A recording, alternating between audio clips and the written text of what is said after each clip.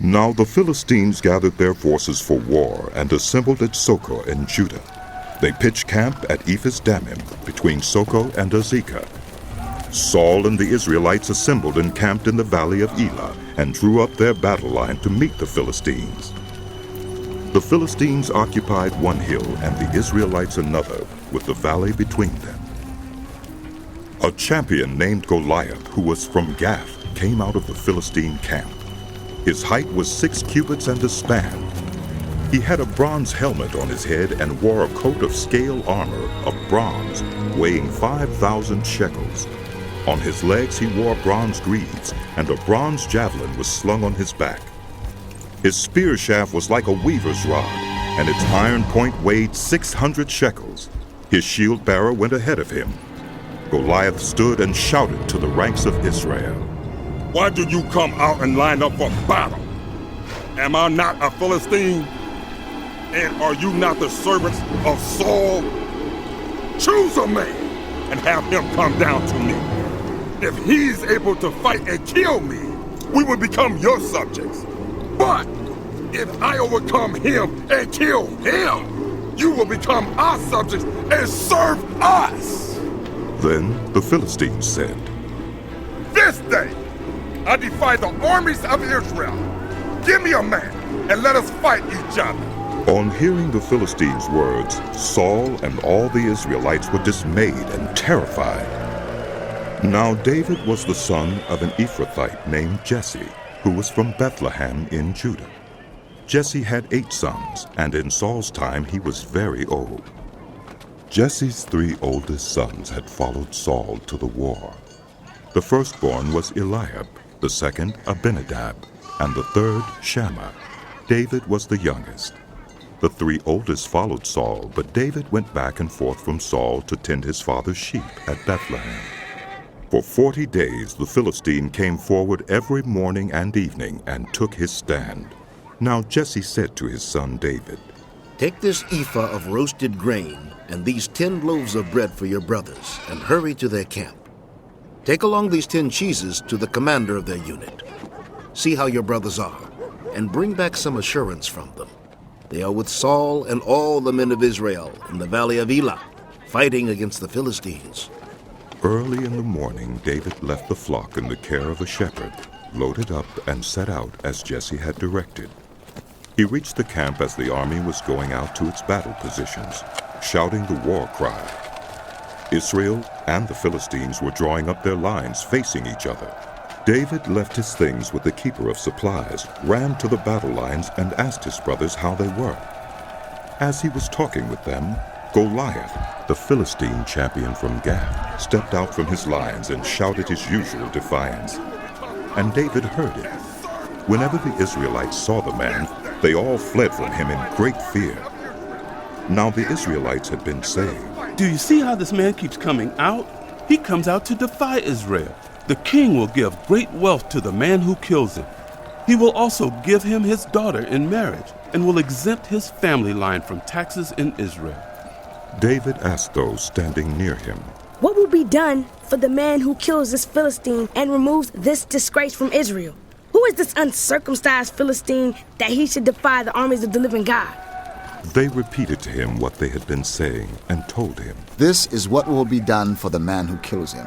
When Eliab, David's oldest brother, heard him speaking with the men, he burned with anger at him and asked, "Why have you come down here? And with whom did you leave those few sheep in the wilderness? I know how conceited you are and how wicked your heart is. You came down only to watch the battle." "Now what have I done?" said David. "Can't I even speak?" He then turned away to someone else and brought up the same matter, and the men answered him as before.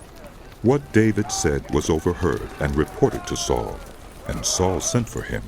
David said to Saul, "Let no one lose heart on account of this Philistine. Your servant will go and fight him." Saul replied, "You are not able to go out against this Philistine and fight him. You are little more than a boy, and he has been a warrior from his youth." But David said to Saul, "Your servant has been keeping his father's sheep. When a lion or a bear came and carried off a sheep from the flock, I went after it, struck it, and rescued the sheep from its mouth. When it turned on me, I seized it by its hair, struck it, and killed it. Your servant has killed both the lion and the bear. This uncircumcised Philistine will be like one of them, because he has defied the armies of the living God. The Lord who rescued me from the paw of the lion and the paw of the bear will rescue me from the hand of this Philistine. Saul said to David, Go, and the Lord be with you. Then Saul dressed David in his own tunic. He put a coat of armor on him and a bronze helmet on his head. David fastened on his sword over the tunic and tried walking around, because he was not used to them. I cannot go in these, He said to Saul, because I am not used to them. So he took them off. Then he took his staff in his hand, chose 5 smooth stones from the stream, put them in the pouch of his shepherd's bag, and with his sling in his hand, approached the Philistine. Meanwhile, the Philistine, with his shield-bearer in front of him, kept coming closer to David. He looked David over and saw that he was little more than a boy, glowing with health and handsome, and he despised him. He said to David, Am I a dog that you come at me with sticks? and the Philistine cursed David by his gods. Come here, He said, and I'll give your flesh to the birds and the wild animals. Ah!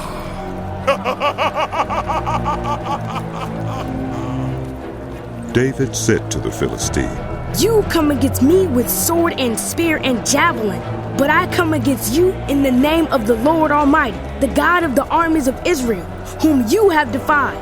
This day the Lord will deliver you into my hands, and I'll strike you down and cut off your head. This very day I will give the carcasses of the Philistine army to the birds and the wild animals, and the whole world will know that there is a God in Israel. All those gathered here will know that it is not by sword or spear that the Lord saves, for the battle is the Lord's, and he will give all of you into our hands. As the Philistine moved closer to attack him, David ran quickly toward the battle line to meet him. Reaching into his bag and taking out a stone, he slung it and struck the Philistine on the forehead. The stone sank into his forehead, and he fell face down on the ground. So David triumphed over the Philistine with a sling and a stone. Without a sword in his hand, he struck down the Philistine and killed him. David ran and stood over him. He took hold of the Philistine's sword and drew it from the sheath. After he killed him, he cut off his head with the sword. When the Philistines saw that their hero was dead, they turned and ran. Then the men of Israel and Judah surged forward with a shout and pursued the Philistines to the entrance of Gath and to the gates of Ekron. Their dead were strewn along the She'uraim road to Gath and Ekron. When the Israelites returned from chasing the Philistines, they plundered their camp. David took the Philistines' head and brought it to Jerusalem. He put the Philistines' weapons in his own tent. As Saul watched David going out to meet the Philistine, he said to Abner, commander of the army, Abner, whose son is that young man? Abner replied, As surely as you live, your majesty, I don't know. The king said, Find out whose son this young man is. As soon as David returned from killing the Philistine, Abner took him and brought him before Saul, with David still holding the Philistine's head. Whose son are you, young man? Saul asked him. David said, I am the son of your servant, Jesse of Bethlehem.